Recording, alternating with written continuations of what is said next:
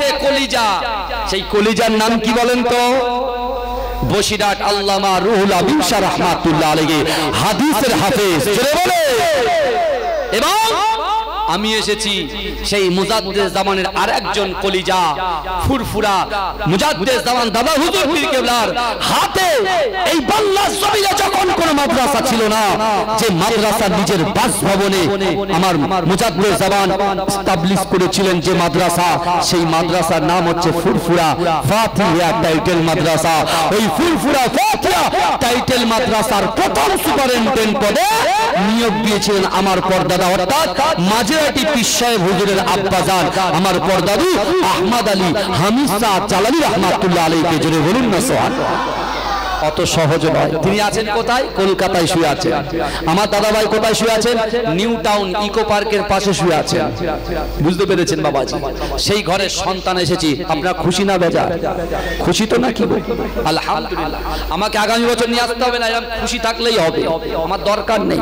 এই ভালোবাসাটাই হচ্ছে সব থেকে মেন। রিয়া তাকাব্বুরি যদি কারোর অন্তরে থাকে, আমি বলছি ভাইজান ডিলিট করে দেন, ছুঁড়ে ফেলে দেন। যদি বাঁচতে চান, আল্লাহর একটা নাম রহমান, আল্লাহর একটা নাম রহিম। আল্লাহ বলছে, ও বান্দা তোমার জেনা হয়ে গিয়েছে, তুমি হারাম খেয়ে ফেলেছো, ও বান্দা তুমি ফেলেছো, তুমি গুনাহ করে ফেলেছো, তুমি গলত পিকচার গলত ভিডিও দেখে ফেলেছো। ও বান্দা শোনো, তুমি কি মনে করছো লোক তোমাকে সুদখোর বলে ডাকে? লোক তোমাকে সুদখোর বলে ডাকে।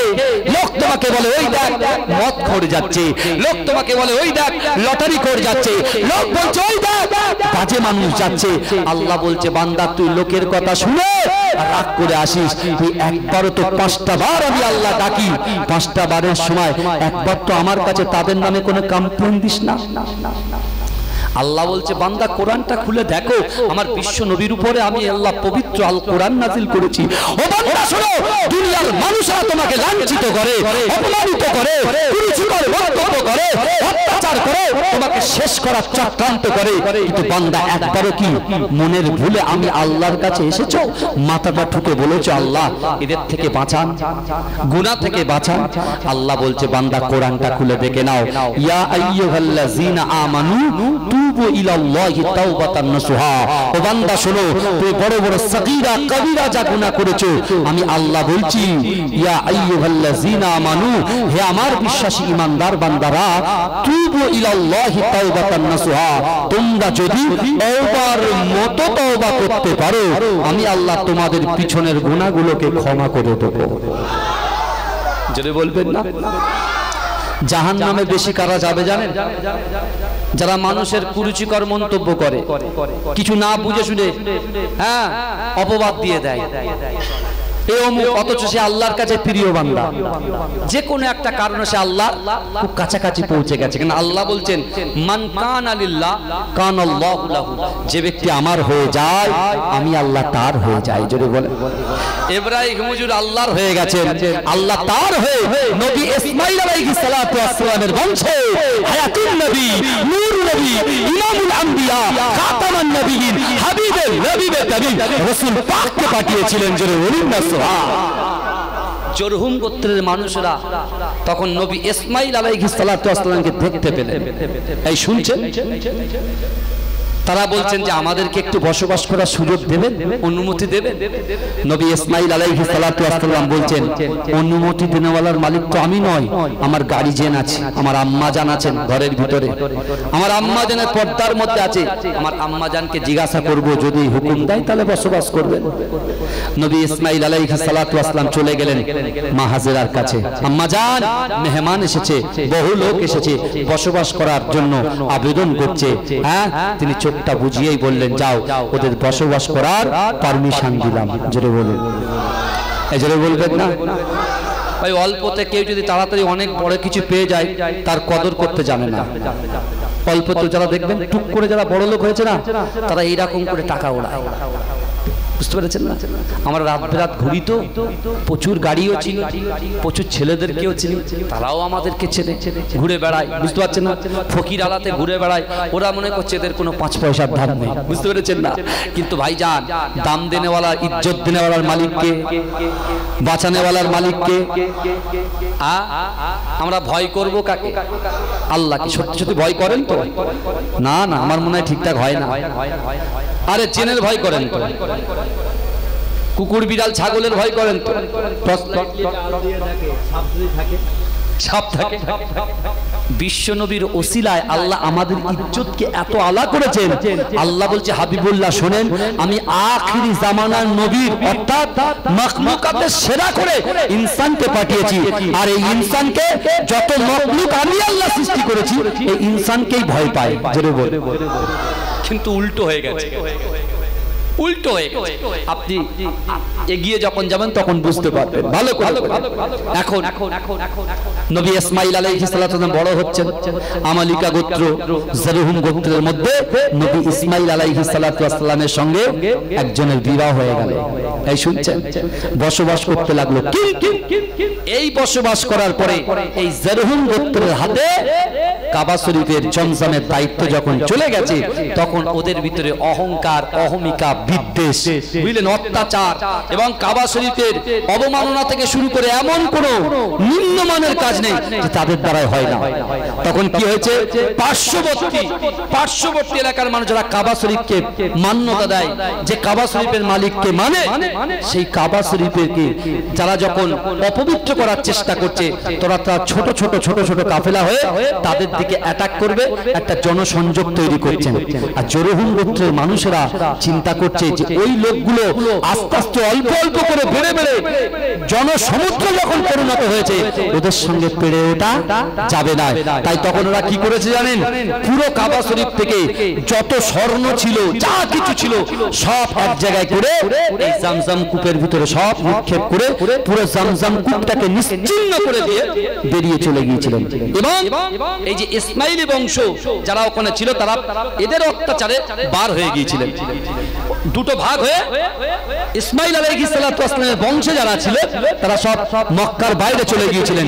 যখন জরহুম গোত্রের মানুষরা ওই জলপ্লাবনের ভয়ে তারা যখন বেরিয়ে, তারাও যখন মক্কা ছেড়ে কাবা শরীফের পাশে জামজাম কূপটা নিশ্চিহ্ন করে যখন তারা চলে গিয়েছেন, তারপরে আবার ইসমাঈলের বংশধররা আবার এসে উপস্থিত হয়ে গেছে। জোরে বলে। কে আছে? রাসূলুল্লাহর দাদু আব্দুল মুত্তালিব। জোরে বলে। রাসূলুল্লাহর দাদু আব্দুল মুত্তালিব মক্কার বড় লিডার। মক্কার মানুষেরা অসহায়, যারা উৎপীড়ন নিপীড়নের মানুষ, তাদের পাশে গিয়ে দাঁড়াতেন, অসহায়দের পাশে থাকতেন, ভুকাদের খানা খাওয়াতেন, আর অত্যাচারী মানুষকে তিনি তার কাছে রেখে সেবা শুশ্রূষা করতেন। জোরে বলুন, সেবা করতেন। আরে রাসূলুল্লাহর দাদু যে, দয়া তো থাকতেই হবে। বলে বাপ ভালো হলে সন্তান ভালো হয়, মা ভালো হলে সন্তান ভালো হয়। কথা ঠিক না? কিন্তু আমার ভাই জানেরা, এ নবী পাকের উম্মতিরা, এ নবী দেওয়ানারা, আমার আল্লাহ পাক রব্বুল আলামিন বিশ্ব নবী, সোনার নবী জনাবে মুহাম্মদুর রাসূলুল্লাহ সাল্লাল্লাহু আলাইহি ওয়াসাল্লামকে ধরার জমিনে পাঠাবে। ও যুবকেরা, তার আগে আমার দয়ার নবীর দাদু আব্দুল মুত্তালিবকে আল্লাহ পাক হত্যা করেন। ও আব্দুল মুত্তালিব, তুমি পরীক্ষা খনন করো।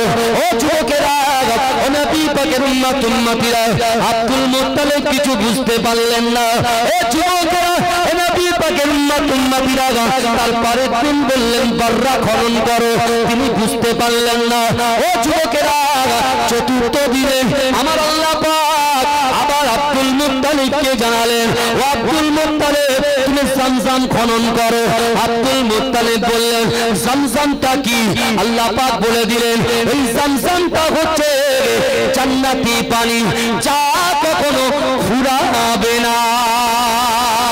এ যুবকেরা, এ নবী পাকের উম্মতিরা, রাসূলুল্লাহর দাদু আব্দুল মুত্তালিবের একমাত্র ছেলে ছিল হারিস।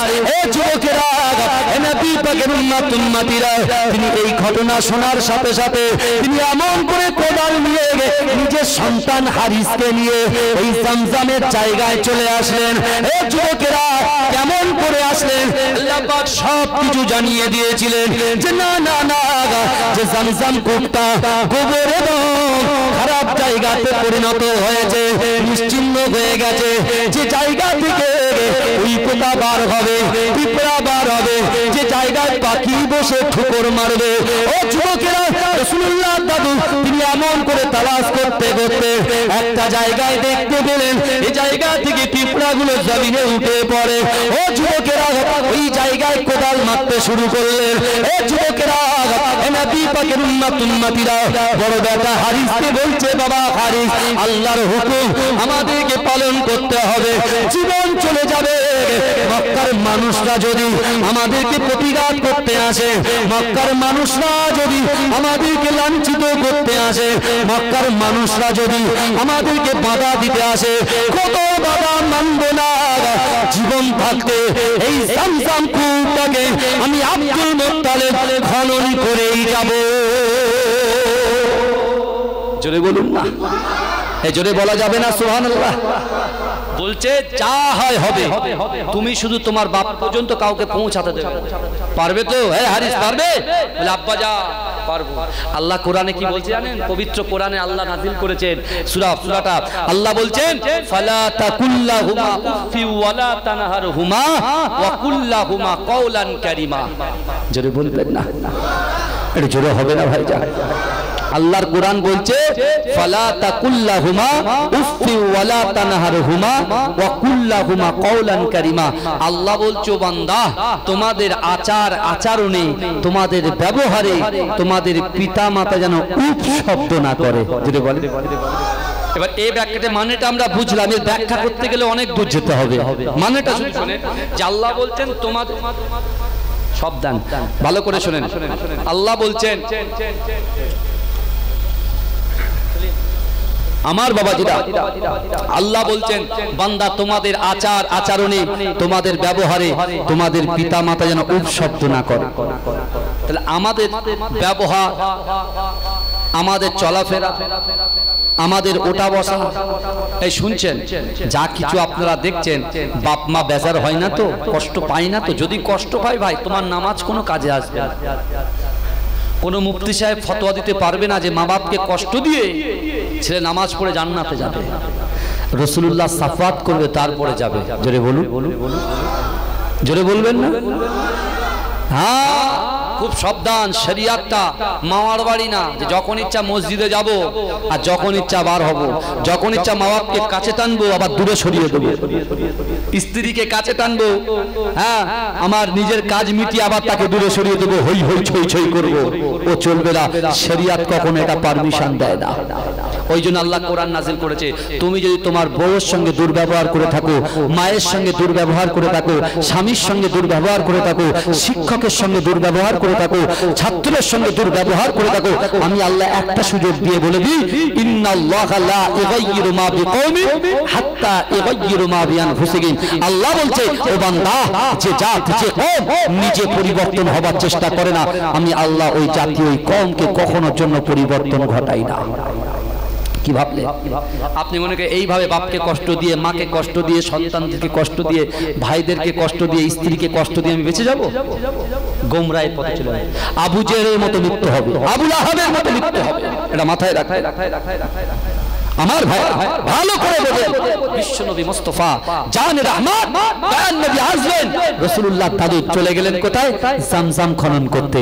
যেই জামজাম খুঁড়তে শুরু করেছে, মক্কার কাফেরগুলো, কুরাইশের সব কাফেরগুলো আছে, তারা এসে বলছে, আব্দুল মুত্তালিব তোমাকে আমরা নেতা মানি বলে যা ইচ্ছা তাই করবে। বলে কেন? বলছে এই জায়গায় আমাদের পশুদের বলি দেওয়া হয়, আর আমাদের জায়গাটাই তোমার জামজাম, আমাদের জায়গাটা তোমার জামজাম দেখতে হলো। বলছে দেখো, কাবা শরীফের মালিক হুকুম করেছে, তোমরা যদি আমাকে প্রতিহত করার চেষ্টা করো, আমাকে যদি প্রতিঘাত করার চেষ্টা করো, এটা ভালো হবে না, কারণ আমার জীবন থাকতে আমি জামজাম খনন করেই ছাড়বো। জোরে বলে। আর ছেলে একমাত্র হারিসকে বলছে এই ছেলের মজবুত করে ধর, ও বড় একটা লাঠি দিয়ে ধরে রেখেছে সবাইকে, একাই 100, একাই। হ্যাঁ আমার সোনার ভাইরা ভালো করে বোঝেন, বিশ্বনবী রাসূলুল্লাহ দাদু আব্দুল মুত্তালিব কোদাল চালালেন, চালাতে চালাতে হঠাৎ করে ওই কোদাল থেকে উঠছে দুটো স্বর্ণের হরিণ, যেটা কাবা শরীফে ছিল, স্বর্ণের হরিণ, বুঝতে পেরেছেন? স্বর্ণের হরিণ যেই উঠেছে তখন এবার কুরাইশরা বলছে, মক্কার কাফেরগুলো বলছে, আব্দুল মুত্তালিব দেখো এই যে ধন ভান্ডার গুলো এই যে কূপ থেকে উঠছে, এর 50-50 আদা আদা ভাগ দিতে হবে আমাদের। আব্দুল মুত্তালিব বলছে কেন? কাবা শরীফের মালিক আমাকে চয়ন করেছে, আমাকে বলেছে আমি জামজাম কূপের খনন আমি করছি, হ্যাঁ তোমরা বলছো আমাদেরকে মাল বন্টন করে আমাদেরকে আদা আদা দিতে হবে, এটা সম্ভব নয়। বলছে না, আমি আব্দুল মুত্তালিব বেঁচে থাকতে এটা হতে দেব না, কারণ এ যা সম্পত্তি হবে সব আমার হবে, আমি ইচ্ছা করলে কাবা শরীফে দিতে পারি, দিয়ে দিতে পারি। জোরে বলুন, জোরে বলবেন না? তারা চুপ করে গেলেন। কিছুক্ষণ পর আল্লাহ পাক ওই জায়গা থেকে, অনেক ঘটনা, ওই জায়গা থেকে আল্লাহ জামজাম কূপের পানি প্রবাহিত করে দিলেন। জোরে বলুন না সুবহানাল্লাহ। জোরে হবে না? তাকবীর তান্ত নারে তাকবীর, নারে তাকবীর, মাসলাকে মুজাদ্দিদ জামান, মুজাদ্দিদ জামানের হক সিলসিলা। ভাইজান হুজুর এসেছেন নাকি? হাত পাত বাড়াচ্ছ কোন থেকে? ভাইজানুরা আসলে আমাকে অবশ্যই জানাবেন। আমার সোনার ভাই, আমার ভাইয়ের ছোট ভাই পীরজাদা জুবায়ের সিদ্দিকী খুব অসুস্থ, হসপিটালে ভর্তি। আমার প্রিয় সাওবান সিদ্দিকী ভাইজান হুজুর কেবলার আব্বা জান, আমাদের হুজুর কেবলা অসুস্থ, দোয়া করবেন আল্লাহ তাদের কুল্লে শিফা ইনায়েত করুন, বলুন আল্লাহুম্মা আমিন। এই দোয়া করবেন তো নাকি? আল্লাহ এই পৃথিবীতে যত কালেমা পড়নেওয়ালা ব্যক্তি অসুস্থ আলাতে বেডে আছে, আল্লাহ তাদেরকে আপনি সুস্থ করে দেন, বলুন আল্লাহুম্মা আমিন। বলবেন না আল্লাহুম্মা আমিন? জামজামের কূপের পানি যখন বার হলো, মক্কার কাফেররা বলছে জামজামের দায়িত্ব আমাদের হাতে দিতে হবে, কাবা শরীফ যারা তওয়াফ করবে পানি আমরা পান করাবো। ভাইজান আপনি দেখেন, বিনা আপনি জানেন না, কিছু ডোন্ট মাইন্ড, কিছু মনে করবেন, বোঝানোর জন্য বলছি, আমি সবাইকেই ভালোবাসি। আর আমরা পিছন থেকে মানুষের পরচর্চা করার কেউ না, একজন সুদখোরকেও আমরা পরচর্চা করতে পারবো না, ঠিক আছে? কোরআনের আয়াত দলিল অনুযায়ী আমি বলতে পারি, কিন্তু এখান থেকে বলার পরে আমি ওই মানুষটাকে প্রকাশ্যে বলতে পারি এই সুদখোর উঠে যায় এখান থেকে, এই মদখোর গাঁজাখোর উঠে যায়, এই কথাটা আমি বলতে পারবো না। কারণ আমার উচিত হবে যারা সুদ খায়, যারা মদ খায়, যারা গালাত পিকচার থেকে ওই ছেলেগুলোকে আমি পার্সোনালি একা রাখবো সাইডে, দেখে আমি বুঝিয়ে দেবো ভাই দয়া করে এটা করুন, এটা হারাম। তাহলে তার মনে কি হবে? অনুশোচনা জাগবে। আর আমি প্রকাশ্যে নিজে মস্তানি করে গেলাম, তারা বলে আমি আল্লাহরে বলবো আল্লাহ আমি ছাড়তাম কালকে, এই হুজুরের জন্য আর বেশি খাচ্ছি, এই হুজুরের জন্য বেশি খাচ্ছি, এত বড় বড় কথা বলে যাচ্ছে। বুঝতে পারছেন? এরকম একটা ব্যাপার তাদেরকে বোঝাতে হবে। রাসূলুল্লাহ নিজে কখনো কাউকে অ্যাটাক করেননি, রাসূল নিজে মার খেয়েছেন, ওই মার খাওয়ার পরেও ওই ব্যক্তির বাড়িতে ওই ব্যক্তির কাছে গোপনে গোপনে রাতের অন্ধকারে গিয়ে তাকে বুঝিয়ে এসছে, সে হাতে হাত দিয়ে কলেমা পড়ে মুসলমান হয়ে গেছে। জোরে বলবেন না? সেই রাসূলের উম্মত আমাদের আদর্শ কেমন হওয়া উচিত বলে? চরিত্রটা কেমন হওয়া উচিত? নম্রতা, ভদ্রতা কেমন হওয়া উচিত? বিনয়ী কেমন হওয়া উচিত? সেই রাসূল থেকে আমাদের শিক্ষা নিতে হবে। রাসূলুল্লাহ দাদু বলছে, দেখো এই আবু জাহেল আবু লাহাব শোনো, এসব হবে না, তোমরা অন্য পন্থা অবলম্বন করো। জামজামের দায়িত্ব আমার থাকবে, এই মালের দায়িত্ব আমার থাকবে, কিন্তু অন্য পন্থা যদি অবলম্বন করতে পারো তাহলে আমি বলছি সেই তৃতীয় ব্যক্তি যা বলবে আমি মেনে নেব। তা সবাই প্রত্যেক মক্কাতে বহু কওম আছে, প্রত্যেকটা কওম থেকে এক একটা নেতা, এক একটা গোত্র থেকে এক একটা নেতা এসে বলে ঠিক আছে এই পাশে আরেকটা মরুভূমি আছে, ওই মরুভূমিটা পার করে একজন গণক আছে, নারী মহিলা গণক আছে, তার কাছে যাব, তার কাছে বিচার দেব। সে যাকে বলবে, যে কওমের যে গোত্রকে বলবে তার হাতেই জামজাম কূপের দায়িত্ব তার হাতে যাবে, সেই কাবা শরীফের মেহমানদেরকে পানি পান করাবে, আল্লাহর মেহমানকে পানি পান করাবে। আব্দুল মুত্তালিবের বিশ্বাসটা দেখেন, আব্দুল মুত্তালিব বলছে তারা টোটাল মক্কা নগরে অনেক বড় বড় নেতা আছে, আল্লাহ কাউকে চুজ করলেন না, কাউকে আল্লাহ দেখলেন না, আমাকে দেখেছেন, মানে অবশ্যই এই জামজামের দায়িত্ব আমার উপরেই অর্পণ হবে। জোরে বলে উনি সাথে সাথে ওনাদের কথাটা অ্যাকসেপ্ট করে সাথে সাথে অ্যাকসেপ্ট করলে বাবা যা কথা বলছি আপনি হাদিসের মধ্যে পেয়ে যাবেন, হুবহু পেয়ে যাবেন ইনশাআল্লাহ। বুঝতে পেরেছেন?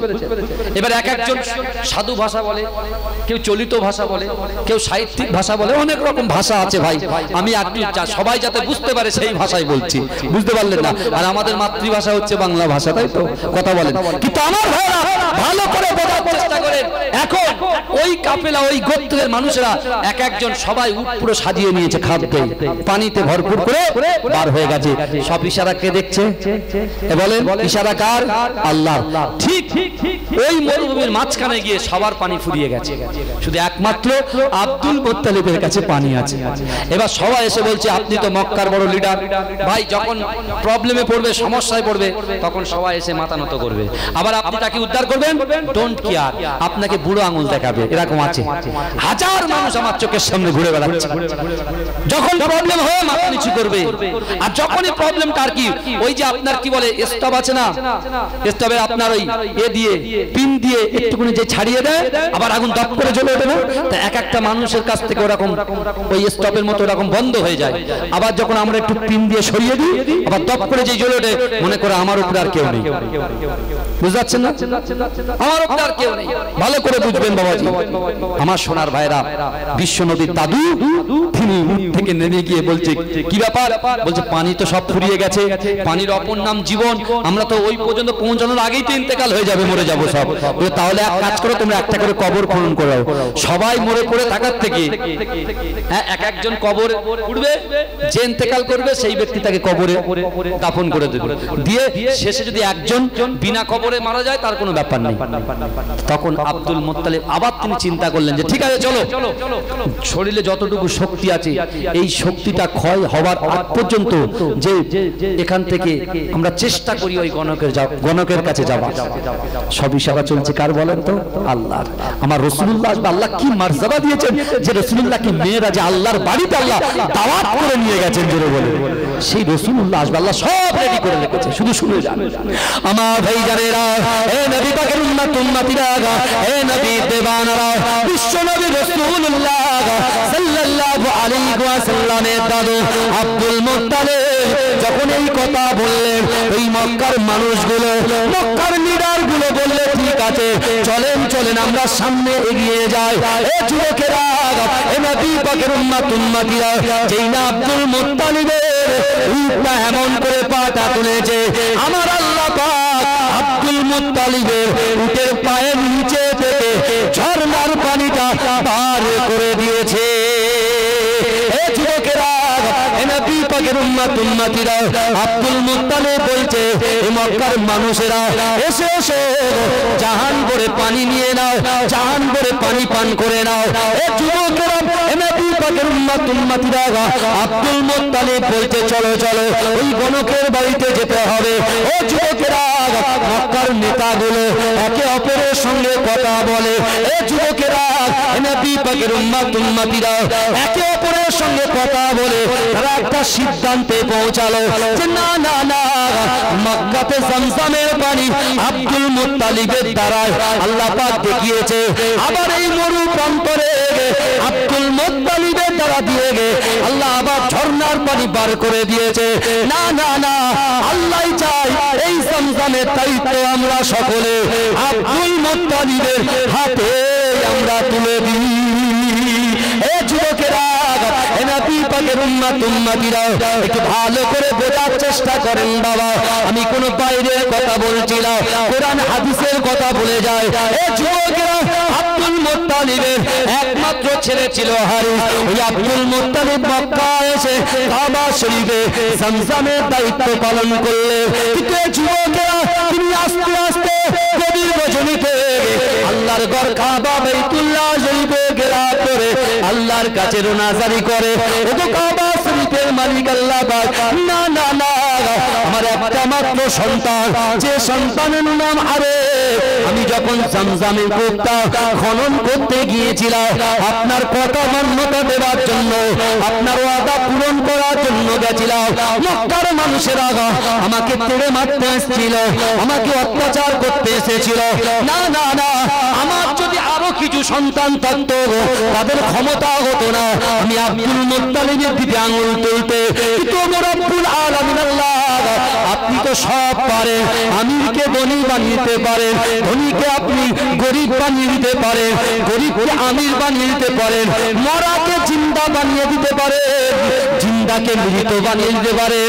ওগো কাবা শরীফের মালিক আল্লাহ, আমি আব্দুল মুত্তালিব আপনার কাছে ওয়াদা করলাম, না না না, আপনি যদি আরো 9টা সন্তান এবং 10টা সন্তান যদি আমাকে দান করেন, ওই 10টা সন্তানের ভিতরে একটা সন্তানকে আপনার জন্য উৎসর্গ করে দেব। জোরে হবে না সুবহানাল্লাহ? এই চিৎকার দিয়ে বলবেন না সুবহানাল্লাহ? নারে তাকবীর, নারে তাকবীর। আমার সোনার ভাইরা ভালো করে বোঝার চেষ্টা করেন, একটু বোঝার চেষ্টা করে। বিশ্বনবী রাসূল সাল্লাল্লাহু আলাইহি ওয়াসাল্লামের দাদু আব্দুল মুত্তালিব তিনি আল্লাহর কাছে চাইলেন, কটা সন্তান চাইলেন? আরো 9টা। টোটাল কত হলো? একটা ছিল 10টা, আর সেই 10 জনের সব থেকে ছোট সন্তানটার নাম আব্দুল্লাহ। যদি বলুন না, এই আব্দুল্লাহকে আমার রাসূলুল্লাহ, আমার রাসূল পাকের আব্বা জান। যদি বলুন না সুবহানাল্লাহ? এই জোরে হবে না? আম্মা জান আমিনার গর্ভে আমার দয়াল নবী মুস্তাফা জানে রহমত 9 মাস ছিলেন। 9 মাস। কয় মাস? এই 9 মাস ছিলেন।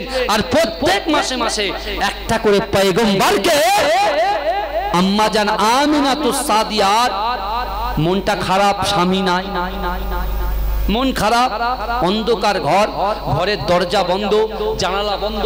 এ বলতে গেলে অনেক সময় লাগবে, আমি একটা বলি, প্রত্যেকটা মাসে মাসে একটা করে পয়গম্বরকে দিয়ে আমার আমিনাতুস সাদিয়া, আমার রাসূলুল্লাহ আম্মা জানকে আল্লাহ সুসংবাদ দিতেন। জোরে বলুন, এ জোরে বলবেন না?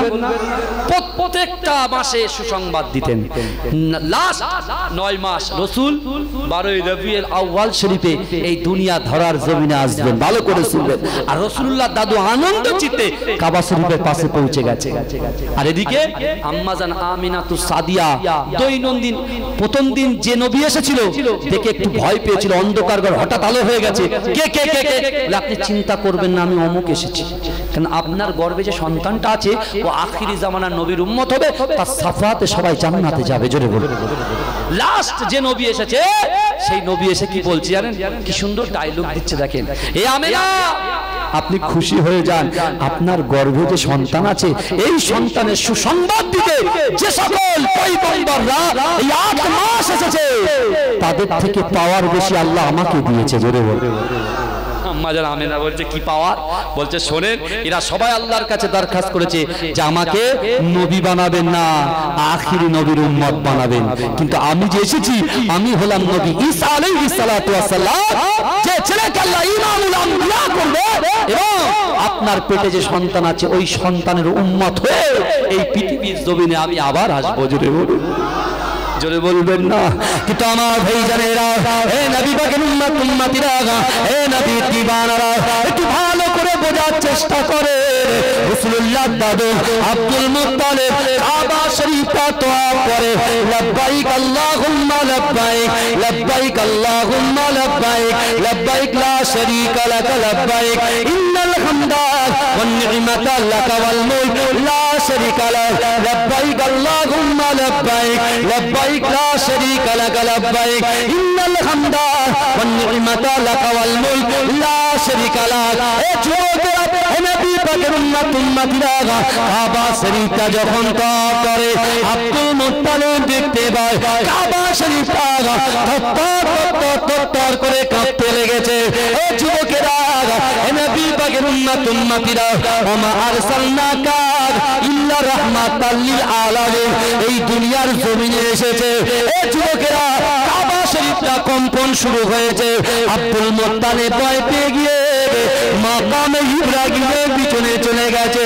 এ যুবকেরা, মাকামে ইব্রাহিমের পিছনে গিয়ে তিনি দেখতে পায় মাকামে ইব্রাহিমটা আস্তে আস্তে আস্তে আস্তে জমিনে লুটিয়ে পড়ছে। আব্দুল মুত্তালিব তিনি চিন্তা করলেন, না না, জিন্দেগিতে এতবার কাবা শরীফটা তোয়াফ করলাম, কখনো কাবা শরীফটা এভাবে কম্পন হয় না, মাকামে ইব্রাহিমটা এভাবে জমিনে শুয়ে পড়ে না, তিনি আনন্দ চিত্তে আবার ভয়ে ভয়ে বাড়িতে প্রবেশ করেছে। ও যুবকেরা, তিনি যখন বাড়িতে ঢুকেছে তিনি বাড়ির দরজা দেখতে পায় না, জানালা দেখতে পায় না, পুরো বাড়িটা মেঘাচ্ছন্ন হয়ে গেছে। কিন্তু তার নাকের ভিতরে তিনি সেন্ট করছে যে না না না, আমার ঘরটা মিশকে আম্বারে খুশবুতে পরিণত হয়ে গেছে। যুবকেরা, আম্মা জান আমিনাতু সাদিয়া আমার দয়াল নবীকে কোলে করে নিয়ে এসে ওই মেঘে থেকে বার হয়ে আব্দুল মুত্তালিবের হাতে তুলে দিলে।